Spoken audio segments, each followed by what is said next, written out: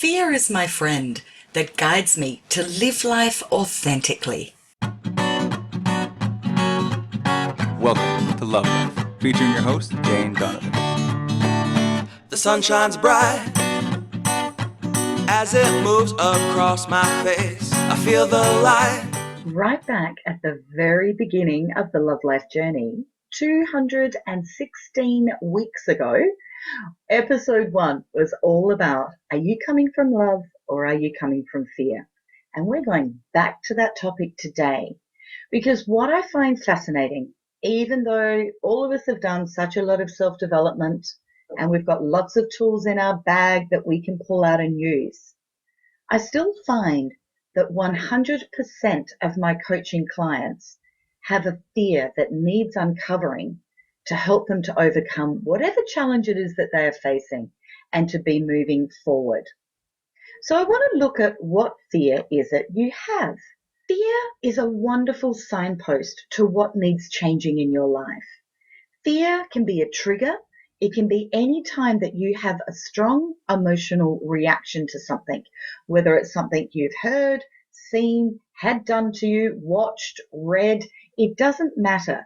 Any time that you've got a negative, firm, strong emotional reaction, you've got fear going on 100% of the time.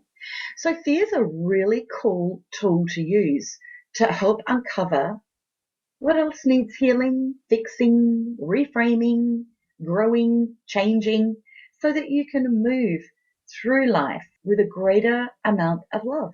It's time for Heart Talk.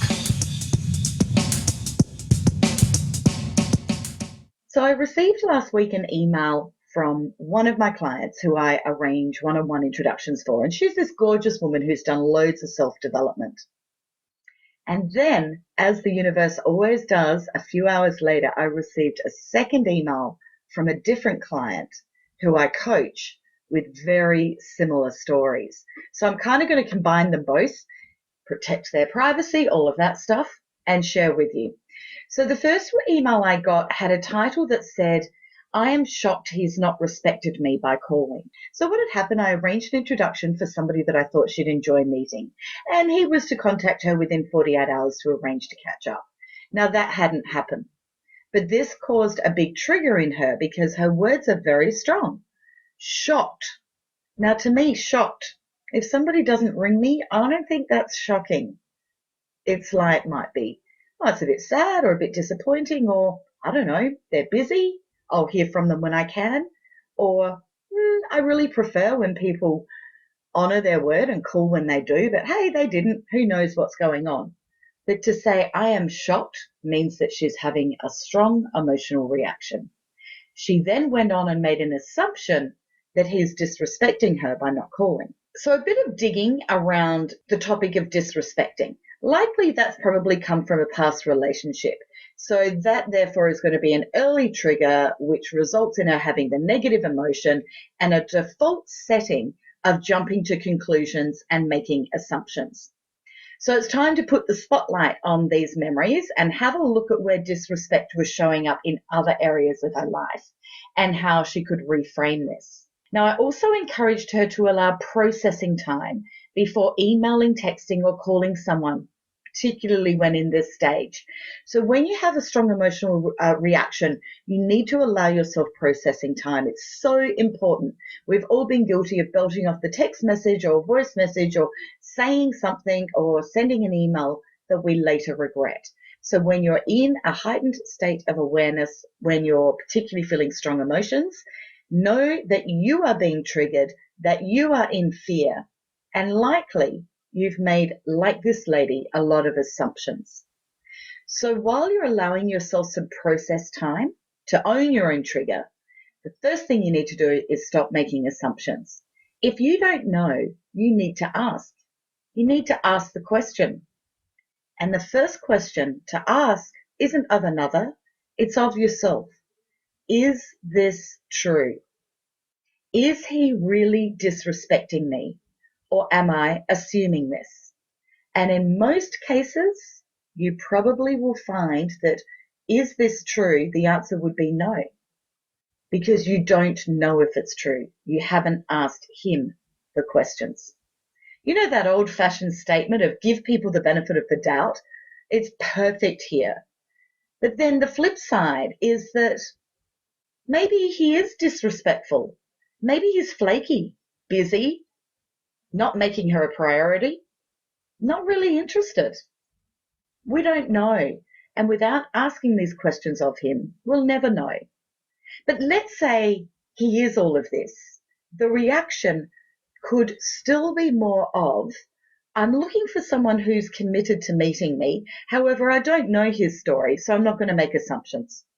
Now, there's no sting in that. I've got firm boundaries saying I'm looking for somebody that's committed to meeting me, but I'm not having a strong reaction where I'm feeling disrespected. So this statement acknowledges what it is that you do want while not assuming things that he's not. So I'm looking for someone who's committed to meeting me. However, I don't know his story and I'm not making assumptions. You need to reframe things until there's no sting in it. But now going deeper, what's the real fear around being disrespected? That I'm not worthy of being respected? That I'm not good enough? And so the inner child takes over, cleverly disguised as a very justified reaction to someone else's behavior. Our fear stories are so well told with great justification for feeling this way. It's not fair. It's not my fault. Poor me. These are really disempowering statements. The power is taken completely away from you. So while we can justify why we're feeling the way we are, it's not serving us. Maybe it helps us in that moment, but long term it doesn't. So you can have the pity party, but keep it short and then move into transitioning, owning what the fear is and trying to get to the guts of it. These fears also so often tie in with love statements. I talked a lot about love statements on the recent episode, What is Love?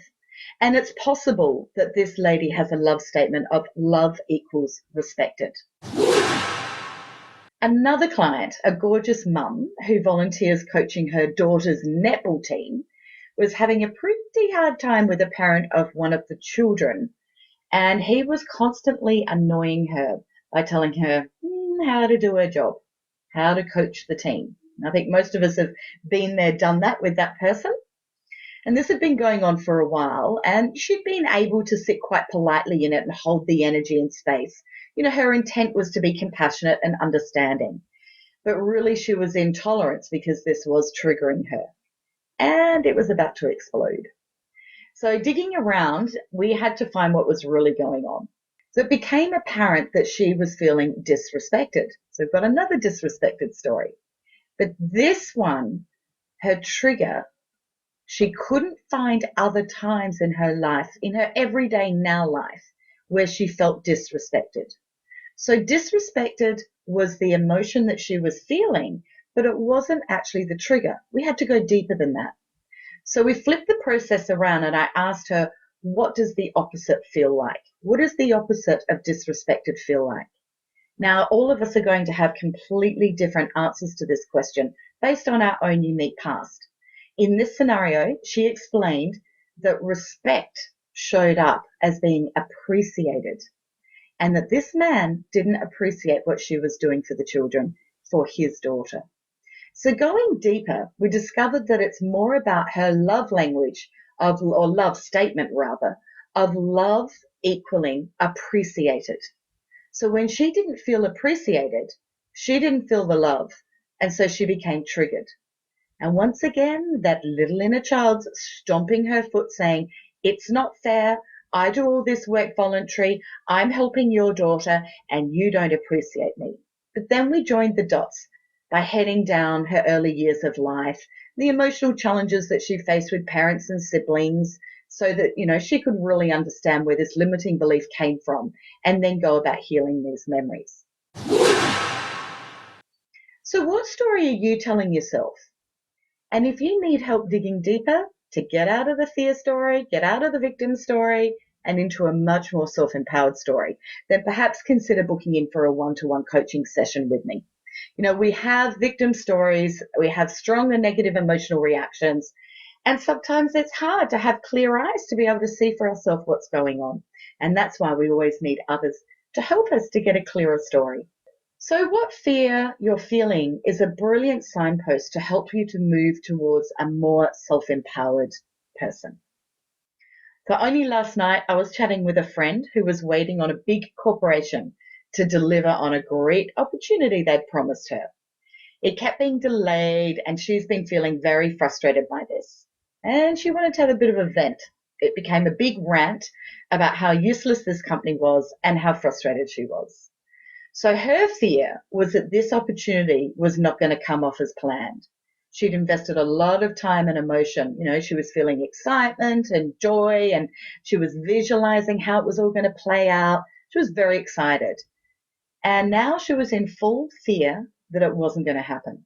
I reminded her that she actually holds all the power, that this is just one company, and that the universe always delivers many opportunities for us, not just one.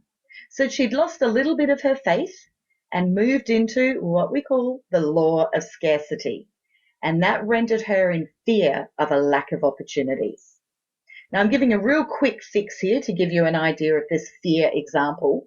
We did go much deeper into this, but a quick brainstorm with her at the time, it reminded her of other possibilities, endless really, that she'd forgotten in her fear.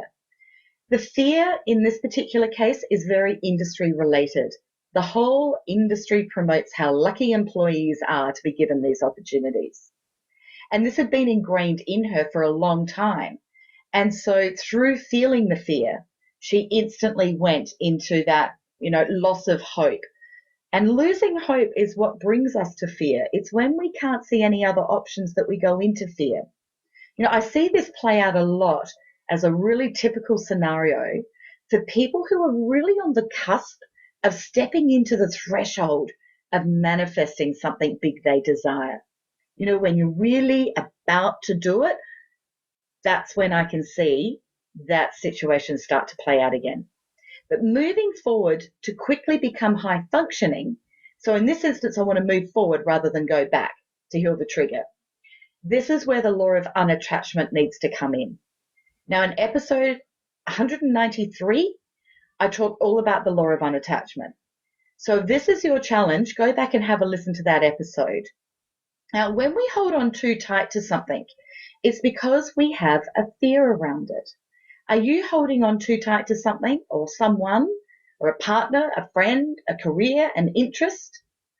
Because this same fear is one that often has people saying yes to everything for a fear of if they say no, they may not get asked again.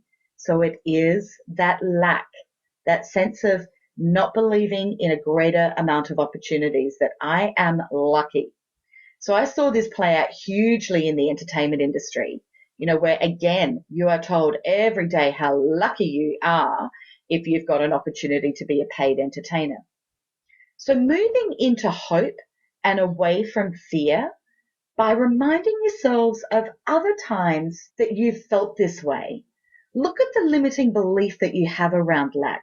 Look at the flip side of lack. What is the flip side of lack in life? It would be abundance. So let's say get you to look at abundance and how many areas of your life you are abundant in. It's a little bit like you've lost your faith and you got to get that back again. But if you don't heal your fears, they can manifest. They can manifest really well, because I want to remind you that you are manifesting all the time, regardless of whether you are consciously doing it or subconsciously doing it. So if you've got a fear and you are giving it attention and you are feeling it, you are manifesting it. So it's time to clear that up, get real with it, own it, fix it, so that you can come from love and not manifest the yucky stuff. I want to remind you that a few weeks ago, I interviewed a man who had a fear of being trapped. And over time, he ended up manifesting a 5-year jail term. I don't want that for any of you guys. I had another friend who had a fear of materialism and needing stuff. And she ended up bankrupt after saying she didn't need anything, she didn't want anything. And I'm going to share with you now a story that happened just this morning of why did I give the bird to the car behind me. Yes, driving home after dropping my children at school, I had a strong emotional reaction and I pulled the middle finger up to the car behind me. So I had to own my own stuff and walk my talk and stop and think, why did I do that? I can't tell you the last time I did that. I'm 53 years old. It's been a long time since I've given the bird to somebody. So I was driving home, put my indicator on, knew I had to get into the right-hand lane soon. And there were a couple of cars that were reasonably close together, and I just indicated patiently for quite a while and waited for the car that was in my blind spot kind of behind me to slow down and let me in. Because I think that's how you drive a car. You consider it, you let the traffic flow, you don't get uptight about this is my spot. Anyway, this person wasn't really slowing down and I just thought, all right, well, I'll gently move over and she'll slow down. No. And then finally she slowed down and let me in. And I just put my hand up and waved at her like in the mirror, thank you, which I always do. I always thank people in traffic that are considerate and let the flow go. No, she starts shaking her head at me and raising her fist at me. And I don't know what possessed me. I just laughed and then I put my finger up at her. Now, I should have just laughed and kept going, but I didn't. So I've got to think, what's the fear there? What's going on there? What reaction did I have? And the word entitled came up. I felt she was being entitled. This is my lane. I got here first. You're not allowed in here. You can just wait, pull over to the side of the road and wait until peak hour traffic has disappeared. And I had quite a reaction to that, clearly. So I had to look at the word entitled. Now, I've been doing a lot of work recently with clients around equality of the genders, around the masculine and the feminine, the balancing of the alpha and the beta. And a common thread that's been coming up with a lot of people is women that are feeling entitled within their relationships.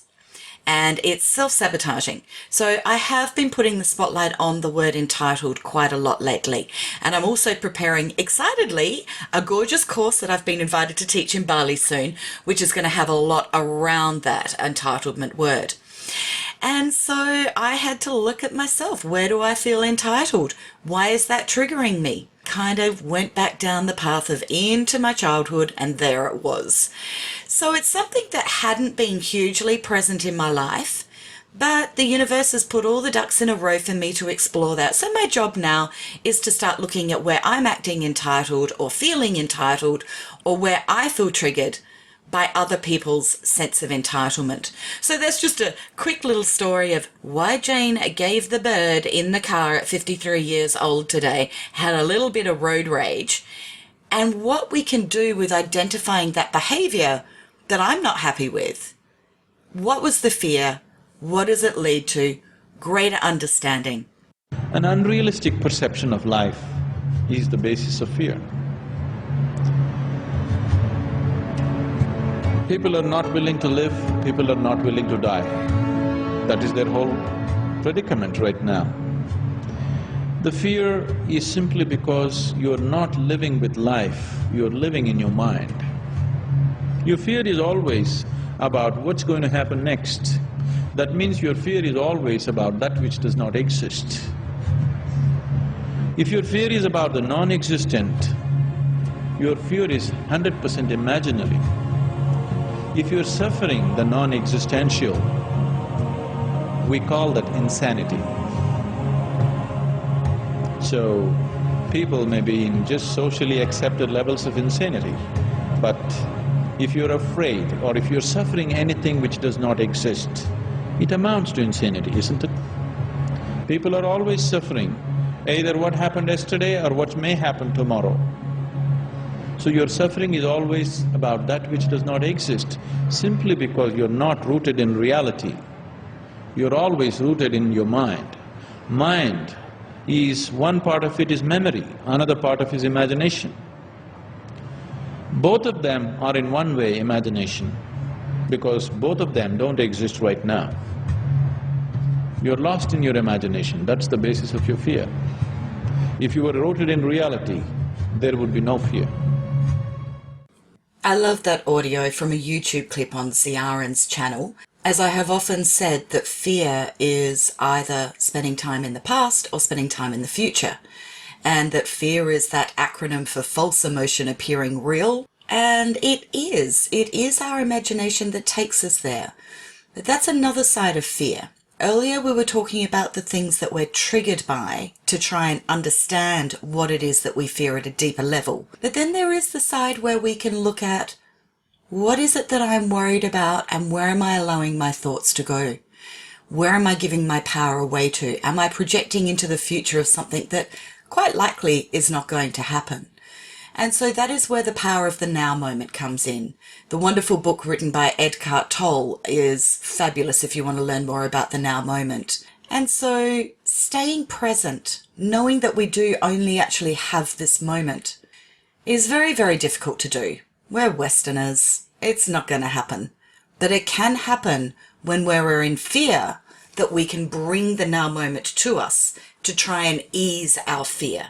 And that's what we're wanting to do today, is gather different tools so that you can manage your fear and understand your fear better. But I was quite curious to hear myself described as a socially acceptable level of insanity. And I thought, yeah, true. That's all of us.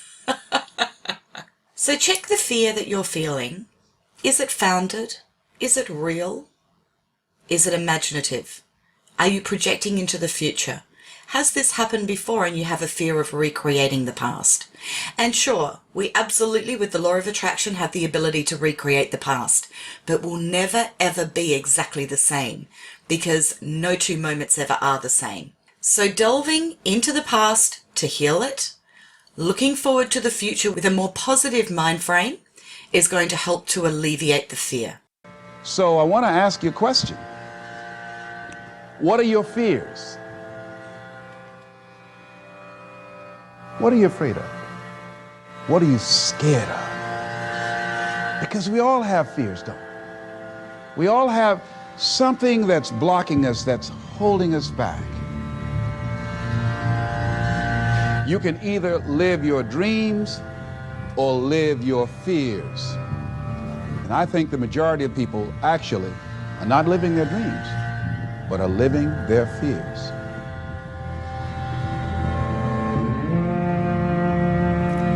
Your time is limited, so don't waste it living someone else's life. Don't be trapped by dogma, which is living with the results of other people's thinking.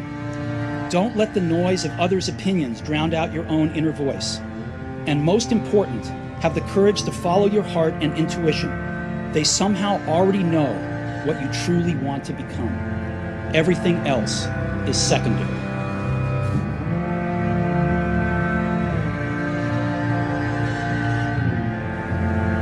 And the majority of the fears that we have are not life or death fears. They're not those kind of fears. But through our imagination, we blow them out of proportion and we give them more power than they actually have or deserve, and we permit them to govern our lives. We permit them to determine how far we can stretch out on our dreams and discovering our stuff. See, now, if you go through life being afraid, people can sense that. They can pick up that fear. Remembering that you are going to die is the best way I know to avoid the trap of thinking you have something to lose. You are already naked. There is no reason not to follow your heart. And the speakers in that audio are Eric Thomas, Les Brown, and Ray Lewis. They bring up a terrific point that I feel is important in this podcast, particularly for our Love Life Tribe listeners. And this is about often the fear of greatness. It is an upper limit fear. If you want to hear more about upper limits, have a listen to episode 100, where we talked with Gay Hendricks, who has written amazing books about upper limits. This also goes hand in hand with the wonderful quote that Marianne Williamson wrote and was used by Nelson Mandela. Our deepest fear is not that we are inadequate. Our deepest fear is that we are powerful beyond measure. It's our light, not our darkness, that most frightens us. We ask ourselves, who am I to be brilliant, gorgeous, talented and fabulous? Actually, who are you not to be? You are a child of God. Your playing small doesn't serve the world. There's nothing enlightened about shrinking so that other people won't feel insecure around you. We are all meant to shine as children do. We are born to make manifest the glory of God that is within us. It is not just in some of us, it's in everyone. And as we let our own light shine, we unconsciously give other people permission to do the same. As we are liberated from our own fear, our presence automatically liberates others. Beautiful words from Marianne Williamson. And those words are very applicable here while we're addressing the topic of fear.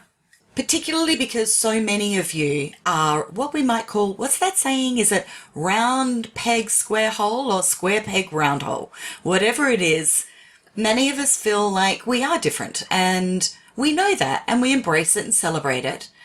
But it does make it hard sometimes to have the courage to be able to step forth into full brilliance. Only yesterday I was talking with a wonderful man who was reflecting on his masculinity after last week's podcast. And he knows he is operating as the divine masculine, but he still has a fear of it in that he knows it's judged by many others. And when people have individual abilities to be leading in certain areas, it can get lonely. It can get scary. The fear can very much kick in of, what will other people think? Will I be lonely? Will I be understood? The chances are that sometimes you will be, sometimes you won't be.